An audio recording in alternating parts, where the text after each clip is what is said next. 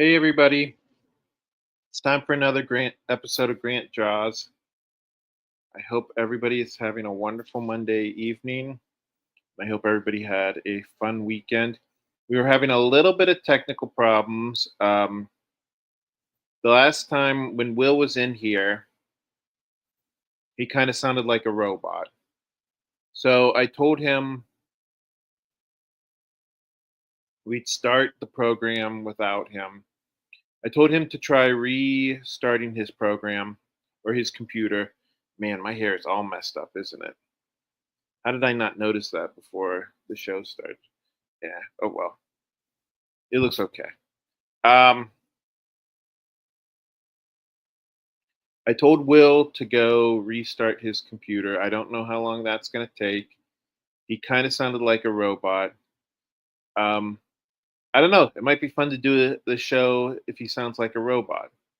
And Joe Bachman popping up into the chat reminds me to remind everybody that this show is sponsored by the Independent Creator Directory. For those of you who don't know what the Independent Creator Directory is, it is like the Internet Movie Database, but for independent creators. So if you're a game designer, or if you're a novelist, or if you're an artist, or if you're, I think they even started a programmer section. But anyways, it sounds very cool. I shouldn't say it sounds cool. It is cool. Donna is here. Hi, Donna. Carl's saying hello. Donna is reminding everybody to like and share. She's saying hi, Grant, and welcome, Will. That's me saying that we might be a little bit late. Joe Bachman is saying hi, and Donna is saying hi to Joe. Okay, so we'll see. So Will is back. We'll see if we have the issues with his audio fixed or not. Hi, Will. How's it going? Hi there. How are you? You got the audio issues fixed. That makes me happy. It's because my headphones are not, but I'm not gonna lie to you. There was part of me that was kind of looking forward to doing a show with a guy who sounded like a robot. I don't know. I don't normally. Maybe, it's 2 in the morning in the UK at the moment, so I was having the headphones on, but it might be the headphones that make it different, so I'll take them off. I prefer the look, to be honest. Wow. Yeah. So it's 2 in the morning. Yeah, I'm pretty nocturnal anyway, so that's not a problem. Well, I appreciate you staying up. Or I don't know, is this normal for you?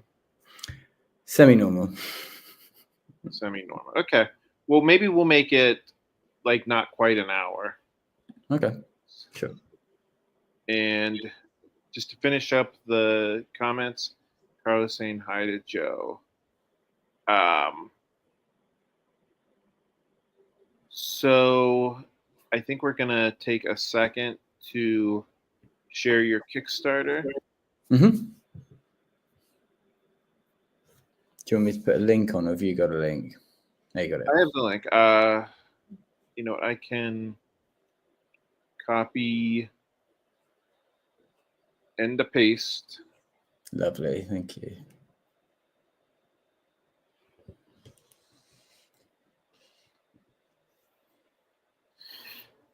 Okay, what do you want to tell us about stake number 3? So I'm going to tell you about it, assuming people don't know stake 1 and 2, because I didn't do a Kickstarter for those. So I'll tell you about the story and how it came about, and then a bit more about maybe this one in particular. So I'm very into paleontology, and I'm very interested in a guy called William Buckland, who did the first ever study of a dinosaur of 201 years ago, in fact, the Megalosaurus. And he was a bit of a lunatic. He was quite an interesting character, geologist, but also quite odd. He wanted to eat his way through the animal kingdom, and I was quite inspired by this chap. He was a Victorian scientist at the time, into dinosaurs, wanted to eat everything, and I came up with this idea of eating dinosaurs. It's about 2008. Wrote this story. Started making it into a comic. It's a long process. Eventually met Mark Ollivant, who's the guy that connected us, in fact. Right. We started making this comic. I've since writing the comic found out about things like Flesh, 2000 AD, and realized I'm in good company with the dinosaur eating. But yeah, there's a lot of sort of madcap antics, and particularly because the way I write, it's a lot of wordplay, specifically dinosaur puns and quite sort of tongue-in-cheek, playful stuff in it. But basically, this guy has found a way to go back in time and bring back dinosaur meat for his restaurant. My character, William Ben Buckland, based on William Buckland, having this sort of world-changing technology obviously gets him noticed by not just all the right people, but the wrong people. So lots of people trying to get in on his action. Where we are in number 3 is his partner in crime, basically the brains behind the operation, has disappeared, and trying to figure out where he is. And there is a sort of tech business rival trying to get to the heart of his operations. They've started to figure out some things about where the meat is coming from. Yeah, I don't want to give too many spoilers away, but hopefully that's given a bit of a taste of it. Oh, so the people who are eating at this restaurant don't know that they're eating dinosaur meat? Oh, they do. It's hit the news, and it's he's sort of being accused by his partners of selling out because they had a sort of upmarket restaurant, but now it's slapped in burger buns in fast food restaurants across the world as well, and all the merchandising and stuff has slightly taken them away from their scientific original plans of being able to go back and find out more about the dinosaurs. So there's obviously some creative differences between him and his partner. He's a bit of a showman, I guess. Buckland, the guy you can see on the front cover there, is kind of the Holmes, and then the Watson in the background is scratching his head and shaking it at what he's doing. Right. Interesting. Okay, so now is time travel in this world, is this common, or is this something that only the main character knows how to do? So Roger, who's the scientist's best friend who's disappeared, he's the person that cracked time travel. Okay. And then Buckland is sort of our showman and the man who sort of sold it to the world, I suppose. So yeah, they have a very unique technology. So that's really the main reason that everybody wants to get their hands on it. Not just the sort of competitive business advantage, but the sort of physical power of it too. Right. Wow. Okay. So this is a crazy premise for a book. It sounds very interesting. And so so this is issue number 3. Issue 3, yeah. You said that issue numbers 1 and 2 were not kickstarted. No, so number 1 came out during the pandemic, and sort of I just sold them through the website and promoted that myself. And then the second one again just came out, and I sold it through my website. But it was a strange time, 2022, and yeah, this one I've done a Kickstarter for. Had a bit more time. I'm a primary school teacher, and it's a bit of a passion project, and I found a bit more time to actually dedicate to it this time. So I can appreciate some people will maybe have 1 but not 2. Maybe some people will be learning about it for the first time now. Right. So now, what made you decide to make the switch from selling it on your website to selling it via Kickstarter? I think the Kickstarter I wanted to do before, I knew about it. I found out about it after I did the first one and thought that would have worked. And so you didn't even know what Kickstarter was?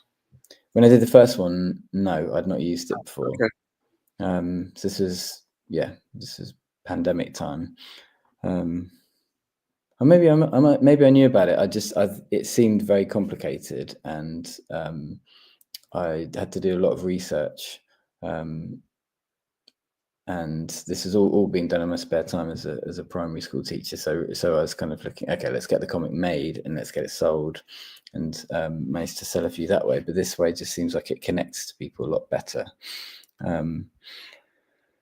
Learning a lot about the model. My favorite thing about Kickstarter at the moment is literally just looking on it.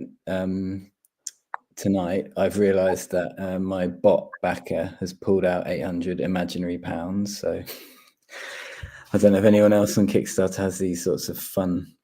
We talked about robots earlier, but you do get a lot of You mean contact. people backing and then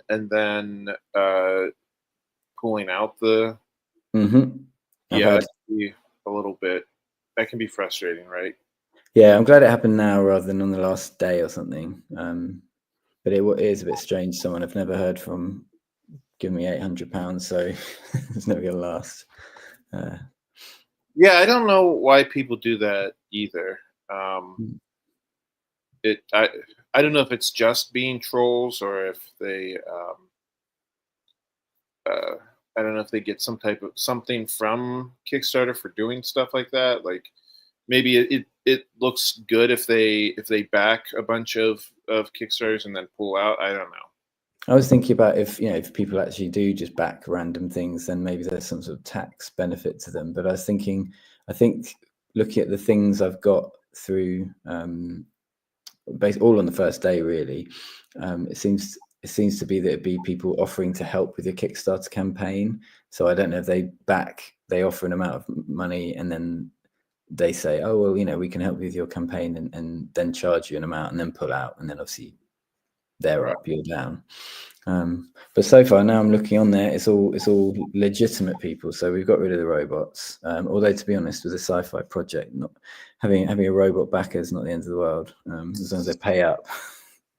So you think these robots are interested in your story? You think they're like, oh man, we have to check out Steak. That sounds really cool. I hope so. I mean, at this point, halfway through the campaign, with the backer pulling out, I'll take anything I can get, to be honest. So before we move on with the conversation, can I just ask one question about Steak? Of course. Do the in the story do the dinosaurs actually taste good? Some more than others. So yeah, in the story, there's certain ones that would be closer to something like so they're dinosaurs' close relatives, or birds of dinosaurs, aren't they? So some of the ones might be more like a fried chicken type thing. Some of the larger sauropods, the sort of four-legged, slower ones, might taste a bit more beefy, but honestly, it's probably more like crocodile or something. And then there's obviously the transportation and problems with trying to bring a live specimen back and where you kill it. It's a complicated business, as you can imagine. Carl is saying that he thinks reptiles they would taste like alligators. So now, do you allude at all in the story to the fact that it doesn't look like it? I just heard the other day supposedly they now think, or I think they've always suspected that dinosaurs had feathers, but I think now they're like 90% sure. So some of them did. I guess the short answer is some of them did, some of them didn't. So you get a lot of the theropods. Okay, these ones have feathers. Yeah, exactly. I was going to say on the page there's a bit of a sort of nature show, a bit of a Walking with Dinosaurs thing. This was all drawn before Walking with the Dinosaurs, the new one anyway. So those ones would be more like a kind of chicken or a turkey, or maybe even a bit gamey, since they're in a natural habitat. But yeah, the big four-legged ones, with the long necks and armor plates and stuff like that, they would have been more alligatory, a bit more chewy, a bit rubbery, a bit reptile. But how much meat actually goes in a hamburger in a fast food restaurant? I guess that's the question. Yeah, fair enough. So cool. It looks awesome. Now, how many issues are you planning for this? So there's a natural arc of 5. I mean, I quite like the idea that this concept and these characters could go further, but the story that's written currently, Mark's got part 4 with him. Just only very recently. Say again? He's still working on it. It's only number 4 only went to him recently, so he's probably just about looking at it now. But it ends on 5 with a quite conclusive ending. But there's always scope for more in the kind of the world of it. But yeah, it's a 5-part thing that I'm hoping to collect maybe in a year or so, a couple of years once I've done 5, seeing how popular they are. But it's quite a neat complete story by the time we get to number 5, so I feel like it reaches a kind of a natural end. Is it one of those things where you have like a million ideas for it, but I don't know. Yes, but I've had to kind of really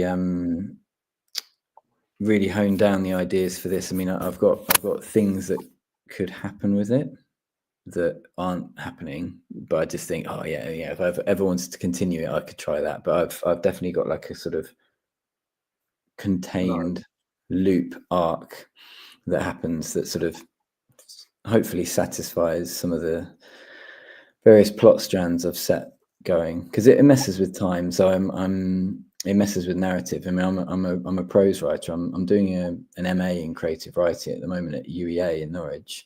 I'm just doing my dissertation, so I'm interested in the writing of it, and obviously want it to look as good as it can, which is why I've got Mark involved, and I absolutely love his art. Every time I get art back from him, I'm always very excited. But there are a lot of hopefully kind of writerly things, not just the sort of tongue-in-cheek puns and the wordplay and stuff, but just some kind of narrative play as well, because that interests me. So yeah, if you puncture time, you kind of you can reflect that in the story. So some things seem to come out of order, but there's sort of a reason for it. Cool. So if you don't mind, I am gonna discuss my Kickstarter real quick. Of course. Already backed. Oh, awesome! Thank you. So let's hear some more about it. I'm sorry? Let's hear some more about it. Oh, okay. No, it's just that way. Well, thank you so much. Yeah, this is League of Cryptids. The idea of it is basically it's kind of like the Avengers or the Justice League, but with cryptids instead of superheroes. You have Sasquatch, the Loch Ness Monster, Mothman, Jersey Devil, and Chupacabra. They're the members of the crew, and they are going up against the Loveland Frogmen, which is a less well-known cryptid here in the United States. Yeah, us Americans are a little bit crazy when it comes to cryptids. I know that there are cryptids in England as well, but they're a little bit fewer and further between, right? And very specific about like quite small places. Yeah, there's like and also they're not as, I don't think they're as interesting as like creatures. Often you get like the black dog, or you get like a mist or something. But these guys, they're a bit more like anthropomorphic and unexplained, and yeah, definitely fit the sort of superhero vibe. Yeah, that's kind of what I love about cryptids. They're just kind of weird, aren't they? It's on one hand, it's like they're. I mean, the logical part of my brain says that these things can exist, but then there's like the kind of crazy part of my brain that says like, now do I trust some some farmer from like the middle of West Virginia who to come up with a character design this crazy? You know what I mean? I don't know. Too compelling. Right. Well, we actually drove through Flatwoods, West Virginia yesterday because we were driving Oh back from yeah. a convention in Charlotte, and Flatwoods is the home of the Flatwoods Monster. Um, the only Flatwoods Monster we saw a couple Monster Energy drinks at the gas station we were at. But um, if you look up the design of the Flatwoods Monster, that's a really really odd looking one. That's one of my favorites, and I need to figure out a way to get her into the storyline. And that's another thing. Like, why are some of these cryptids he's and why are some of them hers? I don't. But I think it's interesting when when they sort of consolidate into a real thing that people talk about is that the first person to do the drawing of it in the book, and then everyone kind of goes, yeah, look like that, and then that kind of spirals off, and then it kind of gets a bit tied down in terms of what they look like. But then you look further back, and the descriptions of them are a little bit more nebulous. yeah. But yeah, there's something about them kind of being like a bit floaty, and then they kind of get sort of narrowed down into something, and then they kind of stick. You say Loch There's Ness Monster's in there. I'm sorry. You say Loch Ness Monster's in there as well. It is. So I guess there is one. I guess I almost said British, but I guess that's more Scottish, right? Yeah.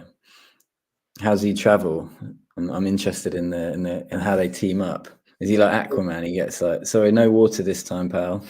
Yeah. So I mean, the character designs I play very fast and loose. They're not like the traditional versions of the characters, but yeah, the Loch Ness monster. We call her Nessa in the story. So all of the creatures kind of travel through transportation, like or teleportation. So yeah, that's how she's kind of, and she's able to move around on land. She just feels more comfortable in the water. Hiding place. Well, I guess also they've got to keep the mystique up. They've got to be able to kind of disappear and appear when they need to as well. Exactly. Nice. Um, so Carl says here, creativity lives everywhere. Yeah, I didn't mean to make it sound like I was talking down to like people from West Virginia or anything. I'm just saying it's crazy to me, people who have, like no art background whatsoever uh, will make up these stories of, I should say, make up these stories. Who knows about these crazy looking things? Um, I don't know. I thought there's part of me that is really fascinated by it. Do you know? Have you ever read The Sensational Elephant Man? Merrick, the Sensational Elephant Man. I have not read that. I have heard of it though. You've heard of it. I was thinking about that because that's a similar kind of folkloric tale that's been sort of superheroized. I suddenly remember I'm wearing a t-shirt by the artist who did that.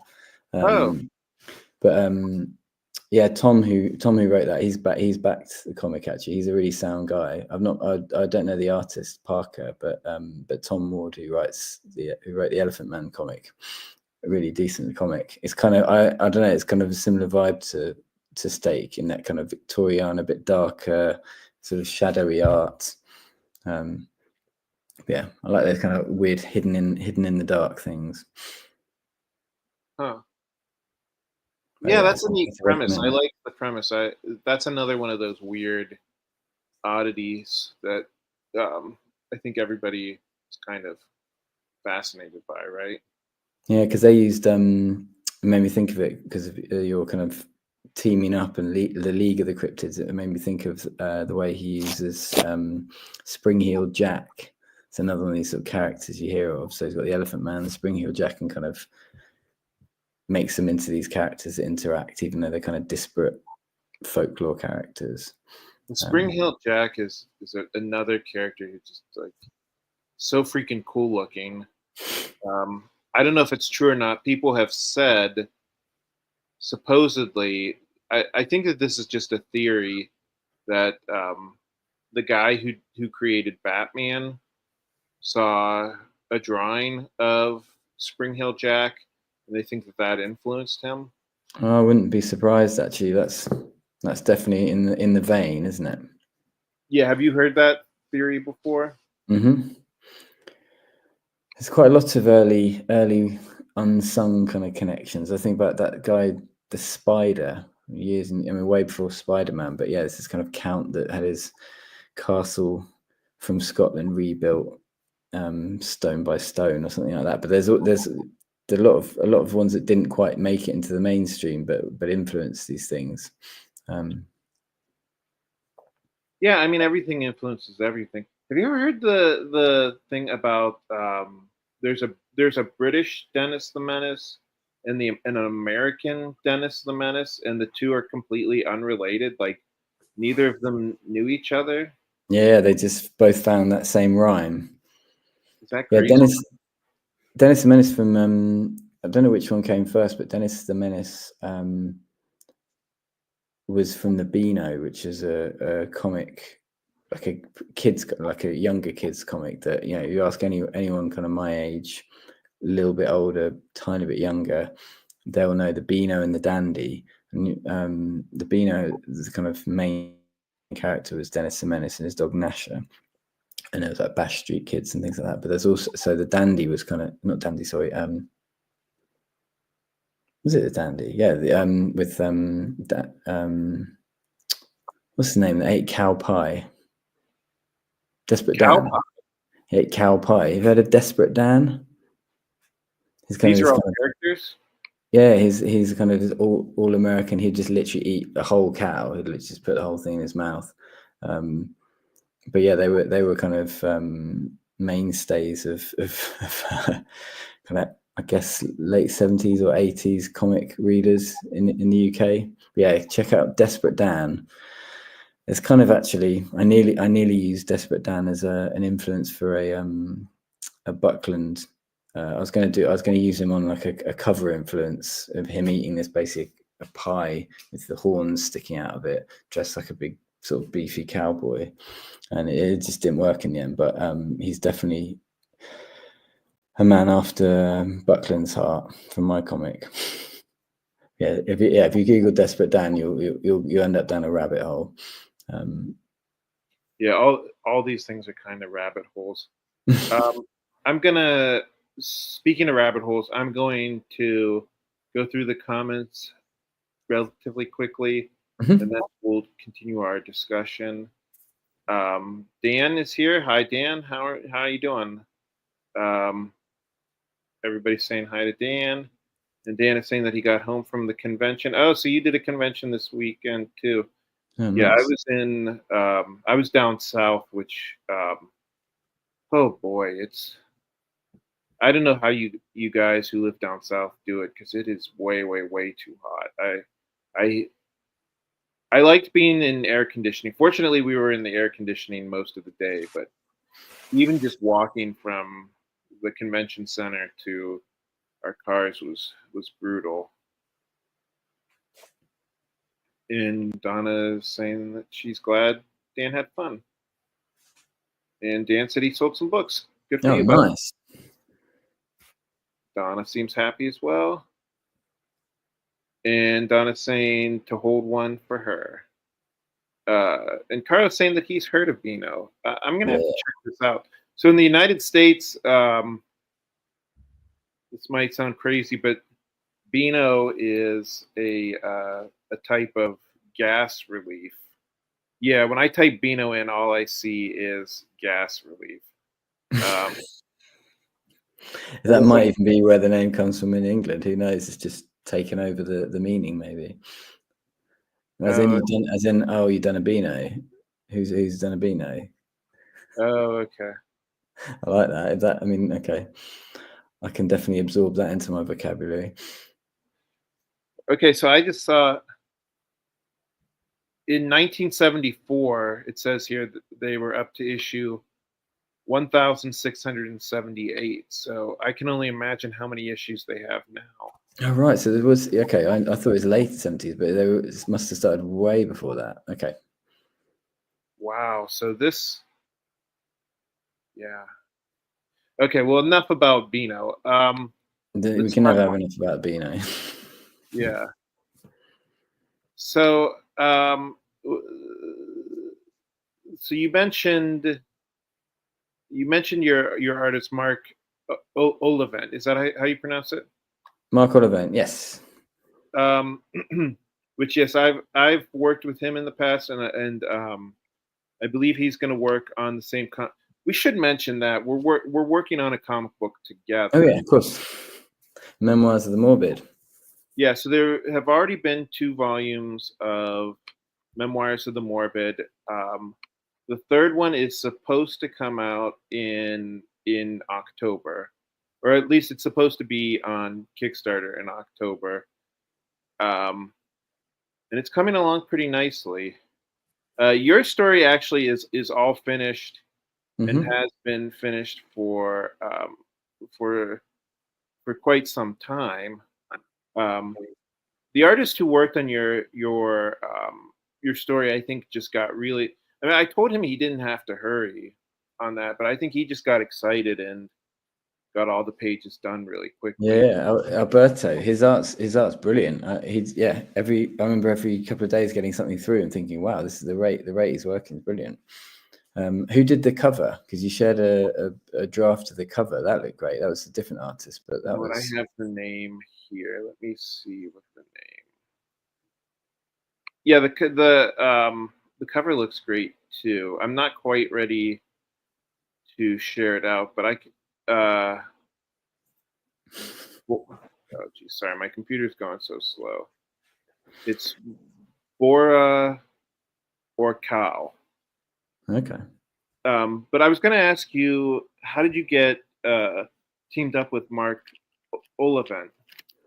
Who met online? I can't even remember how we met. I think I was looking. I tried to make this comic. I mean, from about 2010 onwards, I was trying to make it, and I didn't really know what I was doing. I didn't know how to make a comic. I had friends who were artists, some of them comic book artists, some of them not. And I had this plan originally of just kind of getting it done in different art styles and different people I knew doing bits of it. And yeah, I had a very naive view of how the whole thing works. And I can't remember how I met Mark online, but was looking for an artist for it, and he sent some stuff through, and I just liked it, and straight away we were like, "Yep, we're working together." And yeah, we've worked together ever since. But yeah, met online. Yeah, he's who we met through. I've realised though also the story that is in our comic is also a kind of slightly Victoriana scientist with this kind of time travel thing. Like honestly, I do write other things, but it just happens that the two things that we're talking about both have a similar kind of scientific I'm time not gonna lie travel. to you. Yeah, I did notice that, and I was thinking about that. Like as you were talking about steak, I was like, oh, that's interesting. He must be really into time travel. The funny thing is, I'm not really. Like, the novel I'm writing at the moment is about moon rock. It's nothing to do with time travel at all. But yeah, I liked it when there's dinosaurs in it, or kind of. I like the idea of loops. Isn't that funny how, um, yeah, the stuff that you start. I don't know. It's funny how you start doing like a book about time travel, and it may not even be something that you're fascinated by, but you know, it it starts you know building up in you. I don't know what I'm saying. But I don't know. Was what I was It's like saying you making find a sense? theme, you start picking at it, I guess, and the mind just kind of goes round and round a thing, and obviously there's like some unfinished business with an idea, so you kind of circulate until you get somewhere. That's what I was trying to say. Yeah, I definitely have short stories I've written where I realize, oh yeah, that's the bit I didn't quite resolve thematically in a previous idea I had, or I just get like in a mood for a particular thing, and everything seems to be about it. Um, yeah, I enjoy that. Though. It's nice to kind of, it's not quite a rabbit hole, but yeah, just follow something through like that. And now, do you have other ideas for comic books? Other stuff that you want to try, or do you want to do you want to stick with steak and make This I that want a book? want to finish because I'm writing a novel at the moment that I want to get published, and that's going to be a focus for a while. And I've got a collection of short stories as well. But I want to finish Steak, and I've got that finished. So I feel like that's a lot of the writing's done. It's a case of making it and making it good, and then obviously promoting it. But I've done a couple of other comics here and there. A guy called Stephen Ong in the UK whose friend I met in Norwich actually, met through writing, and he's done a couple of sort of four-page ones that we managed to get put in various things a few years ago. One was about a kind of automated house of the future, and the other one was about an alien landing. So there's obviously like a real I seem to be stuck on sci-fi, which it's not all I write, but I feel like that sort of comes out of me the most naturally. But I've got ideas of things that I'd like to do, but in terms of like collaborating with an artist and being able to afford to pay someone to do it, there are definitely things that are on the back burner.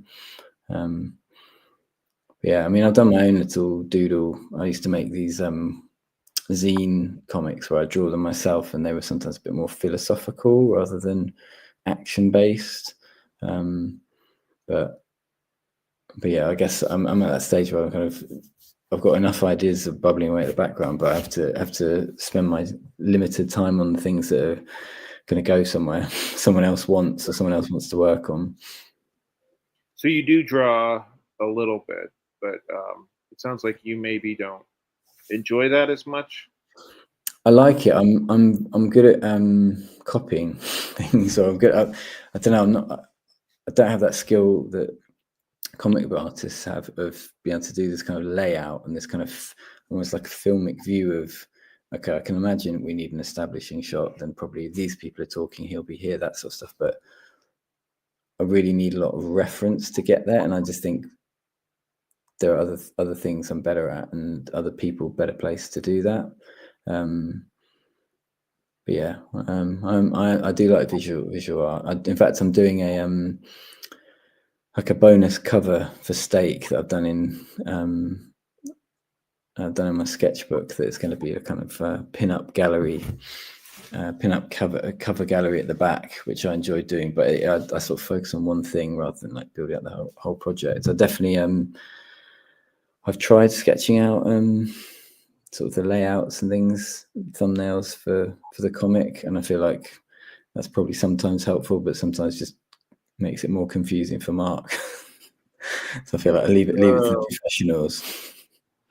I had a conversation actually with some artists the other day, and they were saying some comic artists, I don't know what other people listening think or what you think, Grant, but some artists prefer to be given it as a text and not told too much about the visuals. They're like, listen, yeah, you do the words, let me figure that out.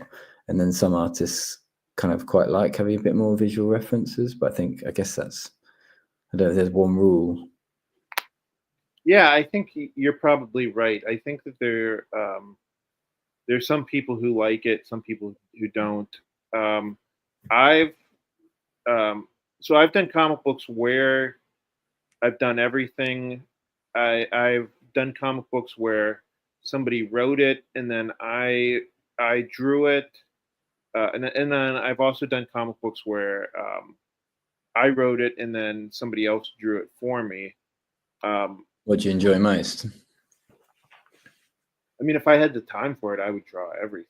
Do everything, right? But I don't know. I mean, I mean, I think you said like the day that you get art back from the artist is kind of like Christmas, right? Mm-hmm.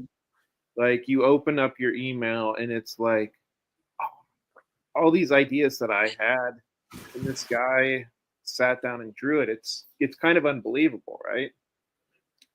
Yeah. And they've seen it differently, but also it's nice when it's completely different to what you thought, because it's obviously like Christmas surprise kind of element. But also, if they saw it how you thought it was, then that's a kind of vindicative thing as well, because you think, oh yeah, you get it too. So that it's kind of win-win. I very rarely get stuff back where I feel like you didn't get it, or like that doesn't fit with how I imagined it in So a bad. you have had situations where you I guess my question is how do you deal with a situation where they see it differently than you do? Don't think I've ever had it where it's been listen, Will, it must go like this. This is the only way. I feel like it's always a dialogue, and I feel like it's very rarely anything big. Like sometimes you just think, oh no, I kind of thought that might all be in that panel, but yeah, you split it that way. Or like 9 times out of 10, more than 9 times out of 10, the artist has a better idea of how it looks on the page, and ultimately the thing I had in my head might not trump that. But I very rarely, I feel like if there's ever like a creative difference in a page or a panel, because I don't think it's ever going to be a case where it's like general direction, because otherwise we wouldn't be working together. But if it's like odds and ends, I feel like they're fairly easily solved. I think sometimes like, oh yeah, I can do that for you and see what it looks like, and we kind of decide which one. I mean, sometimes it's like we had a back and forth about the cover and what color, and that was, to be honest, more me thinking maybe this would go better. Now I've seen it, and rather than thinking they've misunderstood it or seen it differently, it's more just when you actually have it in front of you, you feel differently about it. But I think it's got to be collaborative, and it's got to be kind of done in a kind way, and ultimately the thing's got to look good. So artists usually know better. Yeah, I know what you mean. I mean, I've never had a situation where it was like a life or death argument. Um, there have been little things. So I mean, obviously, I do the anthology, and I'm the editor. And there have been situations where I tried to talk the writer out of something. For instance, with the first memoirs of the Morbid, we ended up putting the for mature readers thing, which was completely because one of the writers uh, wanted to use the C word in his story, and I said, Comic. like, what? Was it comic? Yeah, of course. But I was well. I just remembered that word is not as big of a deal across the ocean as it is in America. Uh, Right. it's it's not that is not a word that you would use. That I mean, that's a word you, eh, as far as I'm concerned, that's a word you save for when you're just like on the point of a mental breakdown, right? Mm. But uh, I really tried to talk the writer out of it because I said, you know, there's nothing else that we need the for mature reader only thing in this comic book, and it seems silly for me to limit the audience. And he just like kept insisting like, no, it has to be in the story. It's a different story if that word isn't used. So at the end of the day, I we ended up putting the label on it. So there have been like, well, now that I think about it, there have actually been a couple things like that where I disagreed with the writer. But you know, at the end of the day, if the writer and I can't come to an agreement, I go with the writer's um, point of view, just because I don't know, it's their story at the end of the day, right? Mm. Also, it's hard to. I mean, I think I'm maybe too suggestible sometimes with things where I'm very easily convinced. Someone says something, I think, oh, that makes sense. Yeah, it makes sense. Someone else says something different. Oh, that makes sense. And obviously, I can reason later, but I feel like if someone's taken the time to argue something, I'll always give it credence and always feel like it's worth listening to. But ultimately, like, yeah, putting like having one word making the whole thing a different type of comic, that Right. that's definitely a big conversation. And I guess if that guy's stuck to his guns, then they meant it. Do you reckon there was anyone else that found out like, oh, I could have said that as well? I could have thrown one in mine. So that's the funny thing. So when he said no, we have to include that word, I actually went through and like added like a little bit more blood, added a little bit like a swear word here, a swear Get word your money's there. worth. Yeah, just because I mean I figured we're putting the label on there anyways. We might as well make it earn earn that label, right? Yeah, and I guess if people are picking up seeing that, I mean, it's literally a thing on the cover. It's potentially a selling point. You wouldn't want to flick through and be like, Yeah, okay, I found the one bit. You know, you want a bit more bang for your buck. exactly. So Carl is saying, when you write something, you see what you think, but you know that the reader will imagine it differently. I'm not sure how I'd react if a reader sent me a picture of one of my books. I'm surprised you said that, Carl, because if you remember, I did an illustration for one of your stories. Carl writes a series of novels called The Mad Gasser, Oh which is yeah, about which is about a guy who oh boy, Carl, I don't even know how to describe. and Uh, then you had me at Mad Gasser. yeah, I guess he's the Mad Gasser is a bit of an evil guy. He likes kind of Sounds gassing so lovely people. though. Yeah, it, I realized Mad Gasser sounds like he could be related to Beano, right? But Yeah, no, he could no be. he's not. Mhm. Yeah, you should check out Carl's book. It's interesting. Okay, I'm gonna put that in my search bar. And Donna says, "Oh yeah, I'm not sure if I'd want to see that either." Carl said, "I have yet to see that book yet." I mean, you haven't seen the book yet, but you've seen the art that I've done for it. I just looked. I wish I had the art handy. I could show, but I think it's in. I think it's on one of my portable hard drives.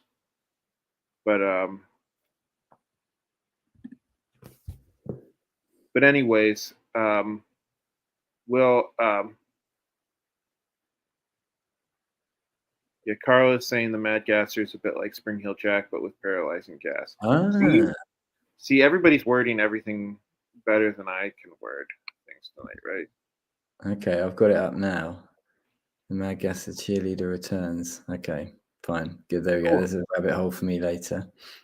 So maybe I got a sale for you, Carl. Um, but anyways, thank you so much for being on the show, Will. Do you have anything?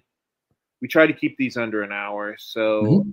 do you have anything you want to like social media where people can find you? Yeah, I'm on Instagram and Blue Sky and Twitter X. Not so much on Twitter, but have been a lot, and it's all under Tastes of Ink. Actually, Blue Sky might just be my name, Will Conway. But if you find my Twitter, that will link you um, to the Blue Sky. But it's tastes, as in like it tastes, and then of ink, and that's because one of those names you get early on and then realize you're stuck with. But it was a name of a short story collection I published. It was like tastes, as in here's a story about this, here's a story about this, and they've got ink. Makes it sound like I've got Oh, loads of cool. tattoos, but I don't have any. I don't taste of ink. I don't taste of anything in particular. But yeah, TASTESOFINK, and that's on Instagram and Twitter. And I put up some bits and bobs up there. I'm on Letterboxd. I've got a kind of slightly mad film blog thing. I've got a list of every film I've ever seen at the cinema in my whole life that I've been slowly picking through, doing reviews of. But if you've got enjoyers of the show who are also into films, I don't know, you can connect on there because I'm getting into Letterboxd. But yeah, mainly Instagram and Twitter and Blue Sky are the social media things I use. That sounds awesome. And thank you so much for being on the show, Will. Oh, I do No, have to thanks. read the last two comments, especially since Carl complimented me. He said, "Thanks, Grant, and your art was good." And Carl saying, "Good night, guys. Good night, everyone." Oh, And wicked. No, nice to have a proper chat. proper catch up, and nice to see you guys, sort of Dan and Colin, all the names that have popped up with the questions. Really enjoyed it. Thanks, Donna. I enjoyed being here too. Donna's saying thank you as well, and especially thank you, Will, for staying up so late. I appreciate it. No trouble. Lovely chatting with you. Take care, guys. All the Good best. night, everybody. Bye.